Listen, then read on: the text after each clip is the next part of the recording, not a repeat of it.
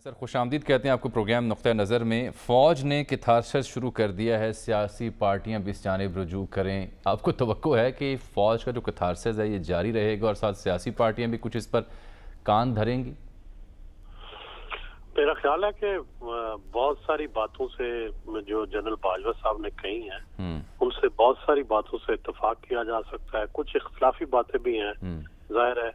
और जो बात वो कह रहे हैं कि फौज ने कैथारसिस शुरू किया है, इसकी तो जितनी भी तारीफ की जाए कम। और कैथारसिस करना चाहिए, सियासी जमातों को भी करना चाहिए।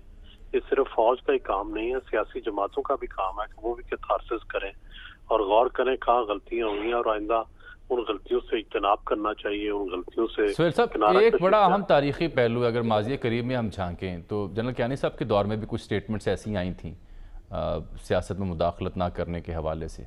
तब भी क्या कैथारसिस था और आज का जो कैथारसिस में क्या फ़र्क होगा?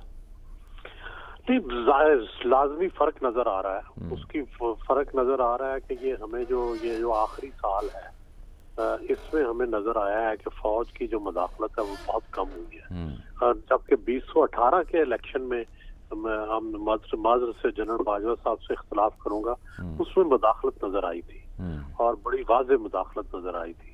तो जितनी मुदाखलत कम होगी उतना हमारा सिस्टम ज्यादा सस्टेन करेगा, उतना मजबूत होगा, उतनी पाकिस्तान की सियासत तवाना होगी और उतनी ही सियासी जमातें जो हैं वो बेहतर कारकर्दगी दिखा सकेंगी।